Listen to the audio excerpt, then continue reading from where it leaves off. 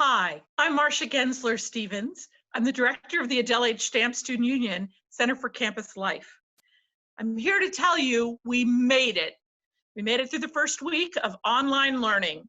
I was teaching a class on Tuesday, and while it wasn't nearly as fun as it would be in the classroom with 20 students, I could see them, we could catch up with each other, we could check on our well-being together.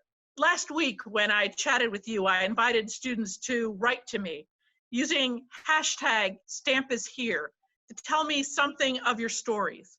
Because what I found is that I was in desperate need of connection to other people. We were all feeling like, oh my goodness, the routines we've known so well aren't really the same. So I've got some stories to share with you. I've got some lessons I've learned in the course of the last week and some lessons you've helped me to learn. This week, Student Entertainment Events, C, as you know it, had an executive board meeting. They were sent an article from the Washington Post that featured the wisdom of kids under the age of 12, talking about what it felt like to be in a pandemic. There were three most popular quotes. I want to read them to you. The first, from 8-year-old Madeline. I miss my friends so much. There's so much I want to tell them. I'm so used to going to school. That way I can tell them everything. Elliot, age 11. Being in the house with people that can drive you insane at times can be less than ideal. If you get to know someone long enough, they really get your goat. And for Mac, age 12. The school shutdown thing, it's really weird. Yes, I have all day to do whatever I want, but it's just wrong. And I can't even check the Orioles scores because there's no Major League Baseball. There's a bunch of wise young people in this world that are reminding us of what we're all feeling. We're all feeling like our behavior is slightly off. Our routines are really compromised. So I want to share with you what I heard from you. Our routines are off. In some ways, what we're discovering is that we're not making it as easily without what we know to do every day. Walk across McKeldin Mall, check in on a friend, go to the Stamp for lunch, get to lab, go to class, go home to your residence hall. Students talked about how those routines were really reaffirming life. But also for those who suffered from anxiety and depression, there were a number of stories of folks saying, it is your strategy to stay well, and it's off. Another person said, I'm really missing my friends. I feel rootless. I feel hopeless. I feel adrift. One person wrote, and I love this one, damn, it's hard to study at home. Back in the day, I would go to the reading room in the Stamp, or I'd hang out in the student involvement suite studying, or I'd go to the library. But I don't have that anymore, and I'm negotiating how to study in my childhood bedroom with my sibling.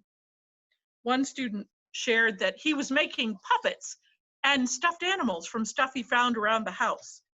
And he even shared a really sassy picture of a puppet made from a sock. Another person said, with all we've got to learn, there's probably more we're meant to learn. So here's what I found inspiring this week. Tarif Shraim, the Muslim chaplain or imam, decided to do a religious service virtually on Zoom. He had 40 students attend, but they weren't the only ones attending. They invited their families to join in looking at the screen. That is inspiring. The leadership and community service learning staff in the Stamp stood up a thing called Tell It on Tuesdays, where folks are invited to talk about the service learning and community engagement they've had over the years, because we can't quite all do it now. And they tell stories of how it's transformed their education. It's worth looking at. My colleague Dorothy stood up the calendar for the Asian American and Pacific Islander Heritage Month calendar this week. It's a beautiful graphic. And there's a bunch of programs that'll still happen virtually. So have you found folks to talk to about what you're feeling? Keep reaching out. The Stamp staff is there to hear those stories. One of the things that I also have learned in the last week is that we have resources we didn't even know we had.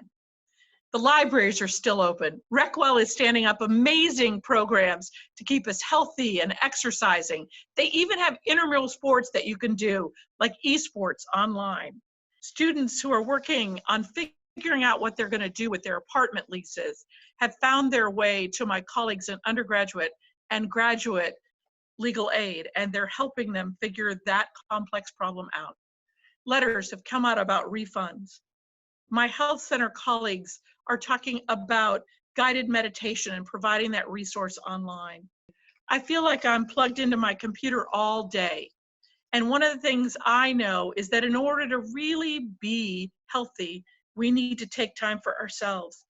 Just like we need to be really kind to each other in the virtual world, we need to be kind to ourselves as well. Unplug this weekend, friends. This last Monday, we were to have a program called Wags to Wellness, when we bring a group of golden retrievers into the stamp, but we couldn't go because the stamp was closed. So I have 2 golden retrievers, and I staged my own Wags to Wellness. You're meeting one of them today. His name is Abraham Lincoln. I think there's something really special about petting your pets or hanging out with people you love that'll make us all feel better connected.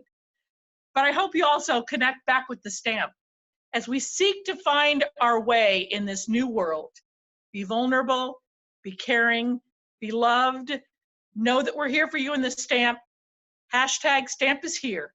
Tell us your stories.